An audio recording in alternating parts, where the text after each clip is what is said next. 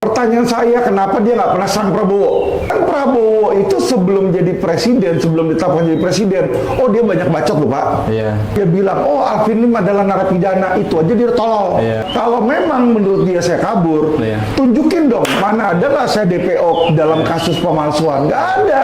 Itu podcastnya dia terus serang Mahfud MD, ya kan? Kalau menurut saya namanya harusnya ganti Bang. Apa tuh? Terus bohong.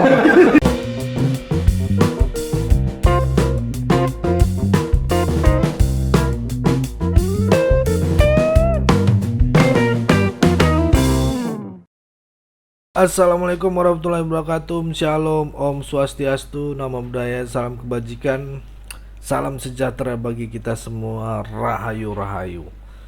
Oke teman-teman, kembali lagi dengan saya di sini Leonardo Sirait di channel kesayangan kita, Sirait Media.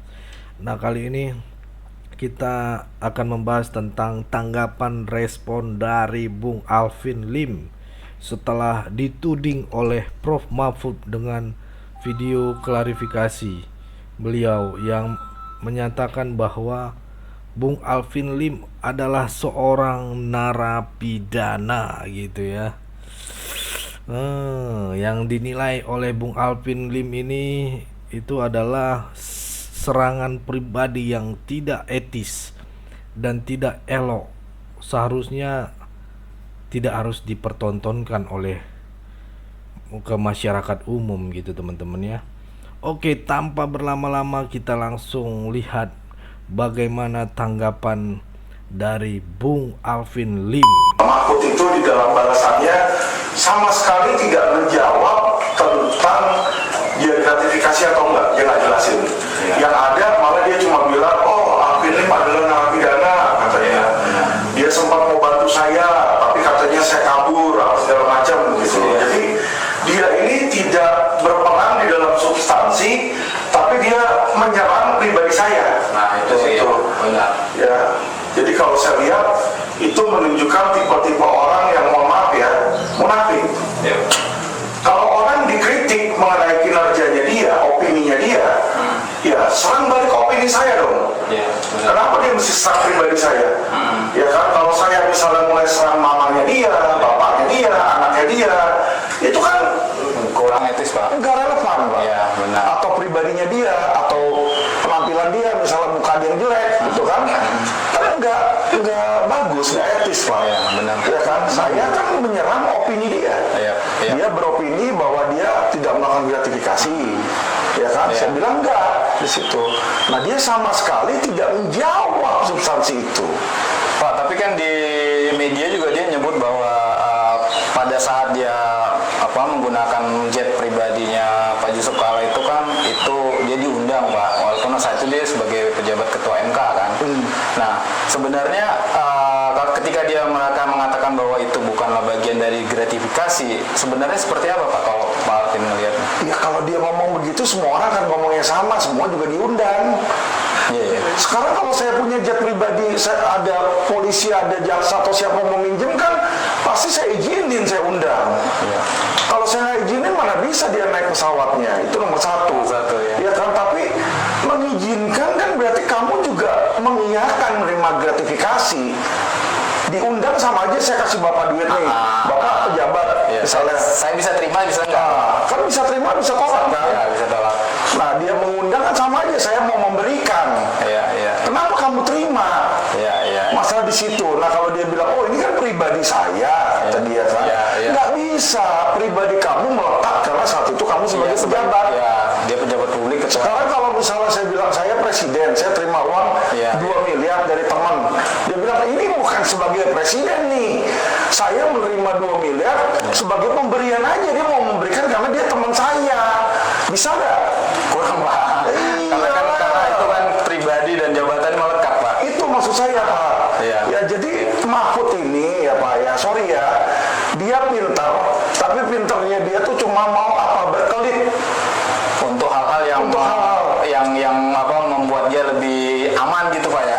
Dia cuma mau pencitraan diri Pak. Iya.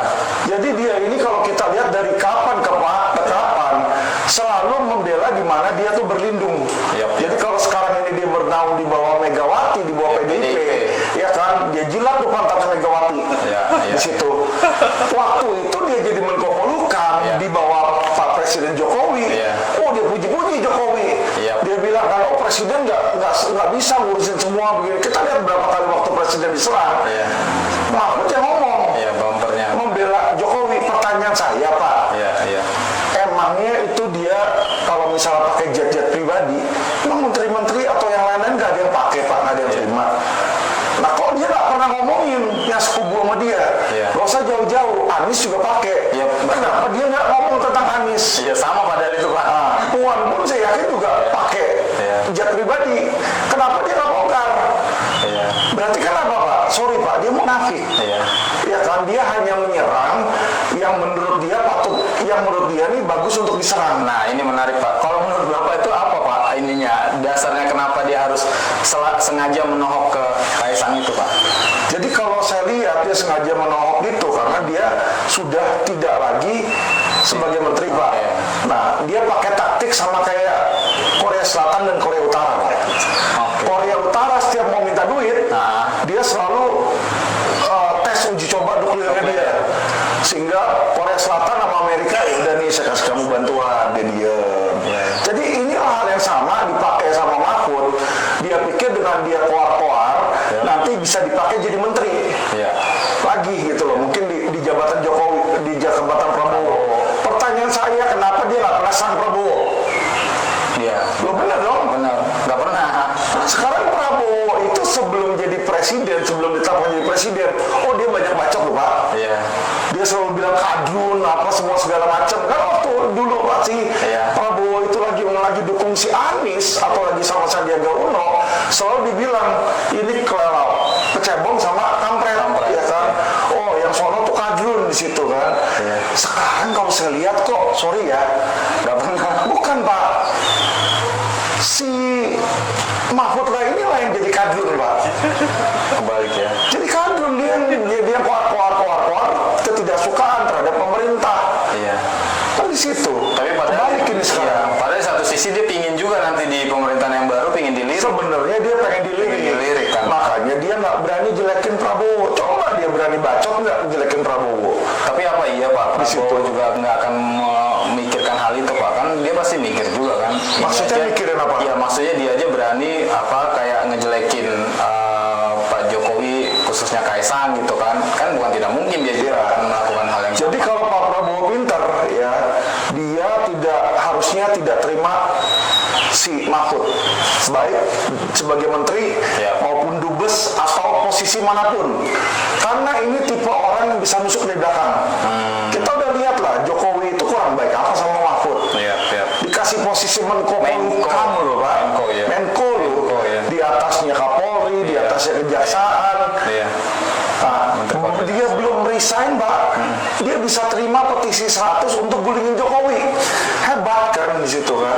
Jadi kasar Secara etis ngomong, aja udah salah itu, Pak. iya kasar ngomong berakin mukanya Jokowi di Iya. situ. Karena dia kan ada di dalam, Pak. Iya, dia kagak mengundurkan diri juga pasti dipecat itu. Iya, benar. Dia tahu bakal dipecat, makanya dia mengundurkan diri sama kayak Erlangga. Iya. Erlangga lu mau turun nggak? Akhirnya dia turun sendiri. Turun Makanya dia sendiri. turun kemauan dia kagak. Kagak, Kita iya. bisa lihat dari rautnya, kita bisa lihat Iya, dari benar, Pak. Yusuf Hamka. Iya. Itu ada tekanan, gitu loh. Itu Pak yang saya Iya, lihat. siap, Pak. Nah, kalau misalnya menurut Pak Alvin ini kan sebenarnya itu kan menjadi cerminan dari seorang tokoh publik kan, Pak. Jadi apa yang dia lakukan di publik gitu kan. Dan kalau Pak Alvin bilang bahwa Mahfud ini semacam pengkhianat kan, kalau Pak Iya. Alvin bilang gitu kan.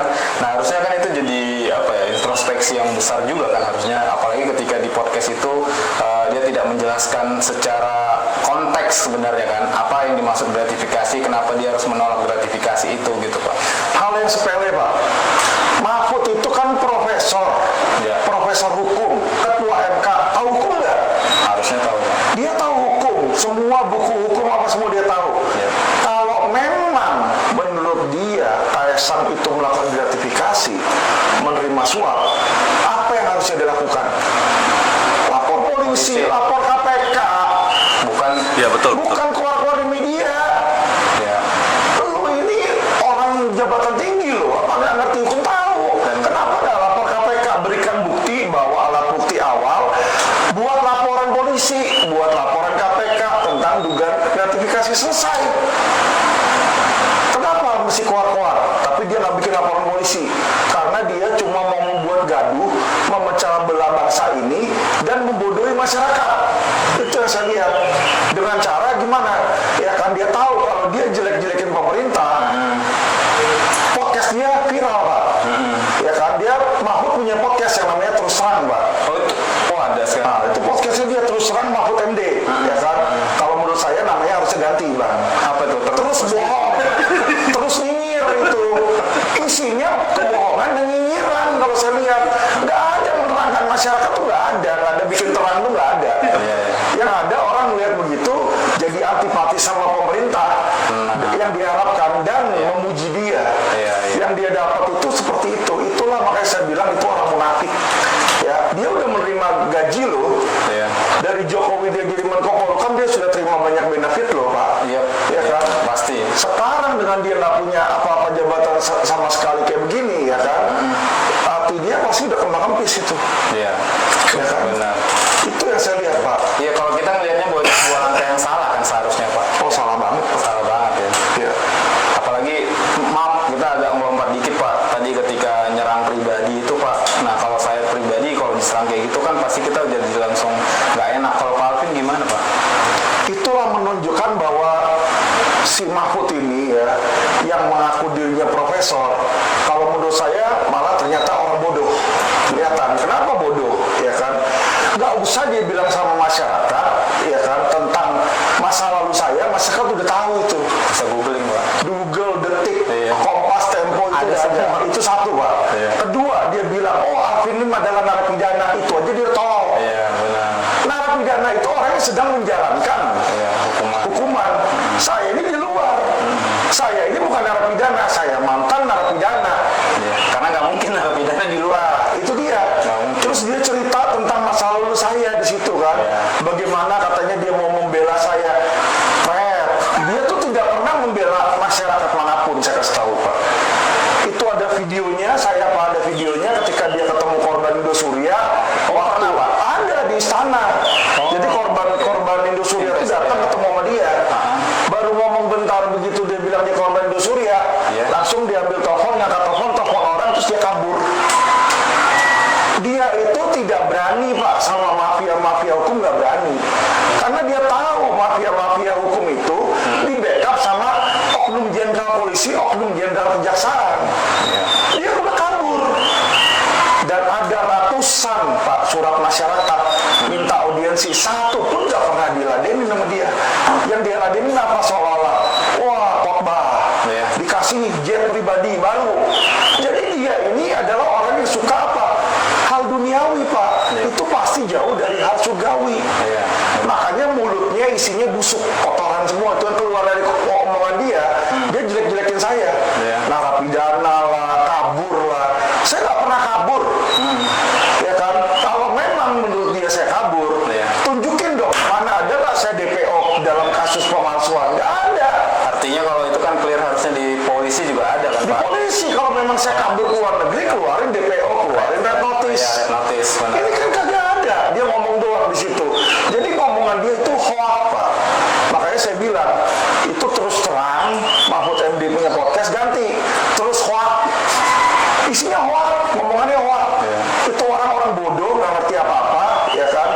Nggak layak sebenarnya jadi Menko Polhukam. Itulah makanya kesalahan Jokowi. Saya kasih tahu. Jokowi itu salah ketika milih dia. Makanya penegakan hukum selama 10 tahun bobrok. Pemimpinnya aja bobrok kayak dia kok. Gimana mau bagus, Pak? Benar. Iya, masyarakatnya yang dibantu, akhirnya mafia jadi makin banyak di situ. Dia cuma bilang ada mafia kiri, ada mafia kanan. Ya, iya, lu biarin. Kalau dia memang mampu, harusnya dia tahu kan. Selama dia Menko Polhukam dia sering bilang loh, Pak.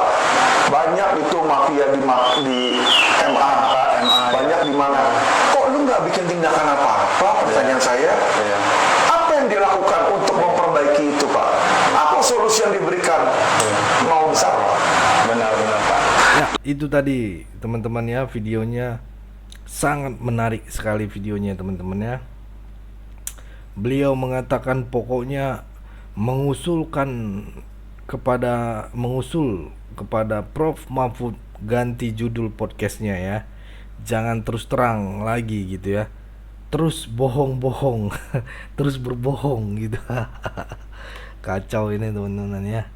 Biar lebih jelas agar tidak menimbulkan fitnah di masyarakat. Kalau terus bohong, kan tahu masyarakat berarti bohong terus gitu ya. Kalau terus hoax yang diberitakan ke masyarakat gitu ya, berarti itu adalah fitnah gitu teman-teman ya. Ya, oke, mungkin cukup segitu dulu teman-teman. Berikan tanggapan teman-teman ya yang sudah menonton video ini, bagaimana dituliskan di kolom komentar kalian, apa tanggapan kalian. Boleh berikan pendapat kalian di kolom komentar. Pesan saya teman-teman, pokoknya tetap jaga persatuan Indonesia, jangan mau dipecah belah, jangan mau diadu domba, karena NKRI harga mati. Bye bye.